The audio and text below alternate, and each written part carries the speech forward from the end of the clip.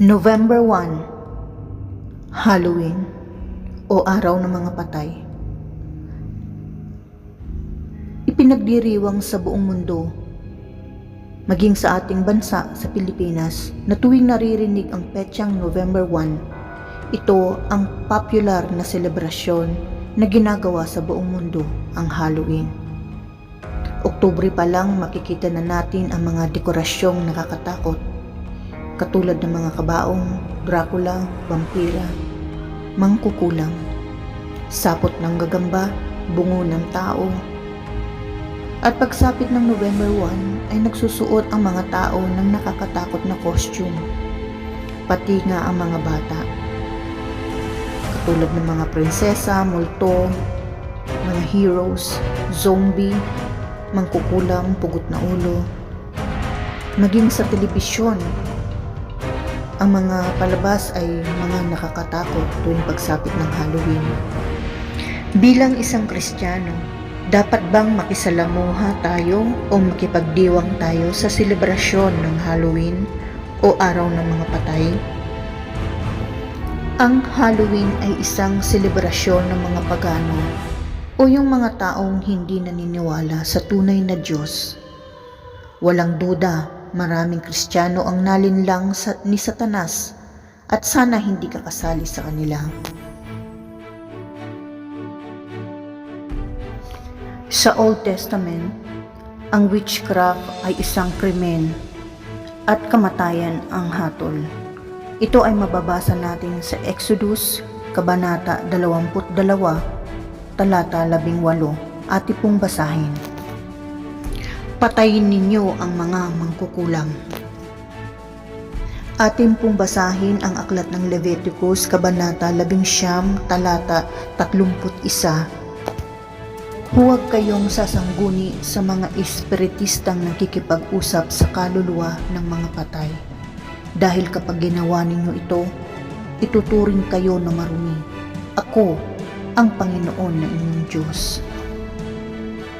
Sa aklat ng Leviticus, Kabanata 20, talata 6, ito ay inulit muli ng Panginoon. Kasusuklaman ko ang mga sumasangguni at sumusunod sa mga espiritistang nakikipag-usap sa mga kaluluwa at patay. Hindi ko sila ituturing na kababayan ninyo. Isa sa mga halimbawa ng pakikipag-usap sa kaluluwa ng mga patay ay ang paglalaro ng Ouija board at ang paglalaro ng Spirit of the Glass. Sa New Testament, ang katuruan about sa okultismo ay malinaw. Mababasa natin ito sa aklat ng Gawa o Acts, chapter 8, verse 9 hanggang 24. Ito ang kwento ni Simon at napakita na ang Kristyanismo at ang okultismo ay hindi dapat magsama. May taong naninirahan doon sa Samaria na ang pangalan ay Simon. Matagal na niyang pinahahanga ang mga taga-Samaria sa kanyang kahusayan sa Salamanca. Nagmayabang siya na parang kung sino na talaga siya. Ang lahat ng tao sa lungsod, mahirap man o mayaman, ay nakikinig ng mabuti sa kanya. Sinabi nila, ang taong ito ang siyang kapangyarihan ng Diyos na tinatawag na dakilang kapangyarihan. Matagal na niyang pinahanga ang mga tao sa kanyang kahusayan sa Salamanca, kaya patuloy silang naniniwala sa kanya. Pero nang mangaral si Felipe sa kanila ng magandang balita tungkol sa paghahari ng Diyos at tungkol kay Hesukristo, sumampalataya sila at nagpabautismo, lalaki at babae.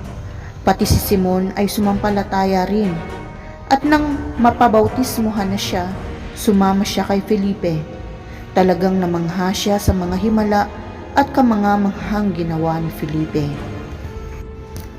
Nang marinig ng mga apostol sa Jerusalem na ang mga taga-Samaria ay sumampalataya rin sa salita ng Diyos, ipinadala nila roon sina Pedro at Juan. Pagdating nila sa Samaria, ipinanalangin nila ang mga mananampalataya roon na sana'y matanggap nila ang banal na Espiritu. sapagkat kahit nabautismohan sila sa pangalan ng Panginoong Hesus, hindi pa nila natatanggap ang banal na Espiritu. Ipinatong ni Pedro at Juan ang kanilang kamay sa kanila at natanggap nila ang banal na Espiritu. Nakita ni Simon na sa pagpatong ng kamay ng mga apostol sa mga mananampalataya ay natanggap nila ang banal na Espiritu. Kaya inalok niya ng pera sina Pedro at Juan at sinabi, "Bigyan ninyo ako ng ganyang kapangyarihan para ang sinumang patungan ko ng kamay ay makakatanggap din ng banal na Espiritu." Pero sumagot si Pedro sa kanya, "Mawala ka sana at ang iyong pera, sapagkat inaakala mong mabibili ng pera ang kaloob ng Diyos. Wala kang bahagi sa gawain namin dahil marumi ang puso mo sa paningin ng Diyos. Kaya pagsisihan mo ang mga masama mong balak at manalangin ka sa Panginoon na patawarin ka sa iyong maruming pag-iisip. Sapagkat nakikita kong inggit na inggit ka at alipin ng kasalanan." Sinabi ni Simon, "Kung maaari, manalangin din kayo sa Panginoon para sa akin upang hindi na mangyari sa akin ang mga parusa na sinabi niyo." Ayon sa ating binasa, nagpapatunay na hindi tayo dapat bilang Kristiyano ay hindi tayo dapat nakikisalamuha o makipagdiwang sa Halloween dahil ito ay gawain ng isang kasamaan.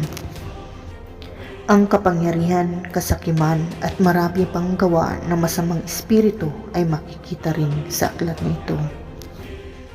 Ating basahin ang aklat ng Acts, Kabanata 13, talata 6 hanggang 11.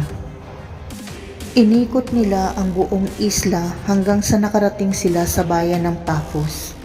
May nakita sila roon na isang Hudyong salamangkero na nagkukunwaring propeta ng Diyos. Ang pangalan niya ay Bar-Jesus. Kaibigan siya ni Sergius Paulus, ang matalinong gobernador ng islang iyon. Ipinatawag ng gobernador sina Bernabe at Saulo dahil gusto niyang makinig ng salita ng Diyos. Pero hinadlangan sila ng salamangkerong si Elimas. Ito ang pangalan ni Bar-Jesus sa wikang Griego. Ginawa niya ang lahat ng paraan para huwag sumampalataya ang gobernador kay Jesus. Pero si Saulo na tinatawag ding Pablo ay napuspos ng banal na espiritu at tinitigan niyang mabuti si Elimas at sinabi, "Anak ka ng Diablo, kalabang ka ng lahat ng mabuti. Panay pandaraya at panluloko ang ginagawa mo. Lagi mo na lang binabaliktad ang mga tamang pamamaraan ng Panginoon. Parurusahan ka ngayon ng Panginoon. Mabubulag ka at hindi na makakita sa loob ng ilang araw." Dumilim kaagad ang paningin ni Elimas at nabulag siya. Pakapaka pa siyang nanghahagilap ng taong aakay sa kanya.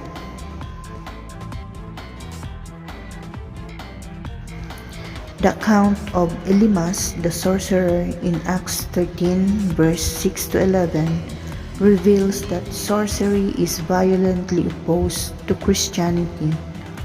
Paul called Elimas a child of the devil, an enemy of righteousness, and a perverter of the ways of God.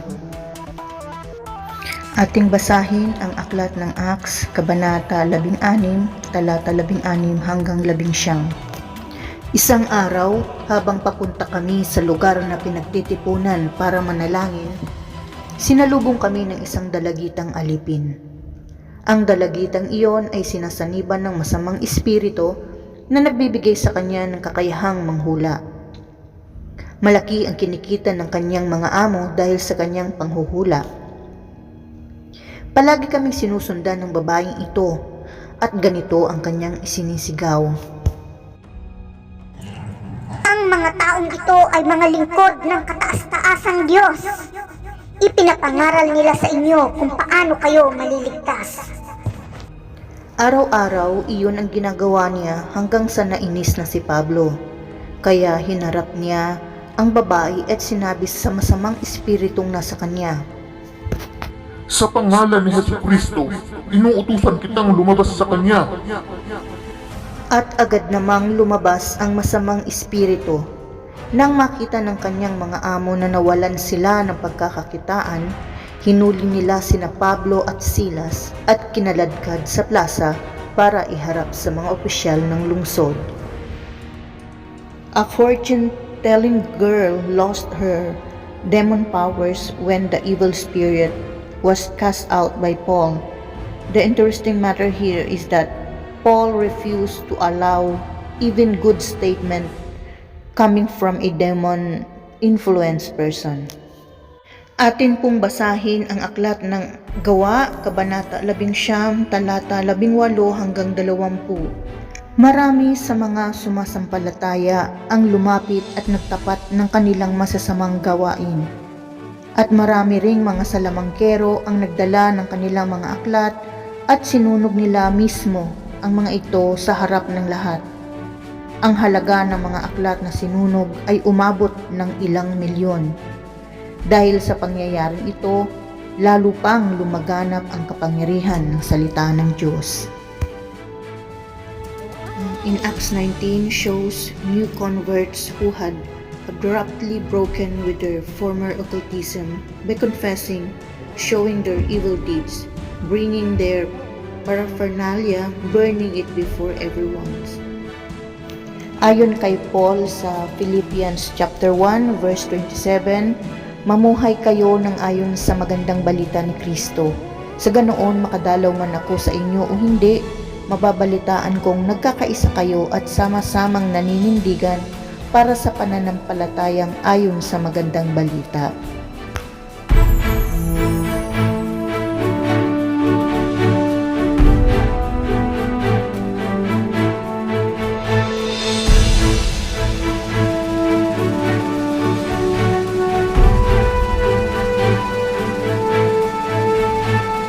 Sabi sa 1 Peter chapter 5 verse 8, humanda kayo at mag-ingat dahil ang kaaway ninyong si Satanas ay umaali-aligid na parang liyong umuungal na naghahanap ng malalapa. Ayon sa Ephesians chapter 5 verse 11, huwag kayong makibahagi sa mga walang kabuluhang gawain ng mga taong nasa kadiliman, sa halip ipamukha nyo sa kanila ang kasamaan nila. Ayon sa aklat ng Deuteronomy chapters 18 verse 9 hanggang 11, kapag nakapasok na kayo sa lupain ibinibigay sa inyo ng Panginoon na inyong Diyos, huwag ninyong susundin ang kasuklam-suklam na mga gawain ng mga naninirahan doon. Wala ni isa man sa inyo na magsusunog ng kanyang anak bilang handog, at huwag din kayong manghuhula, mangkukulam, manggagaway, gagawa ng mga ginagawa ng mga espiritista at makikipag-usap sa espiritu ng mga patay.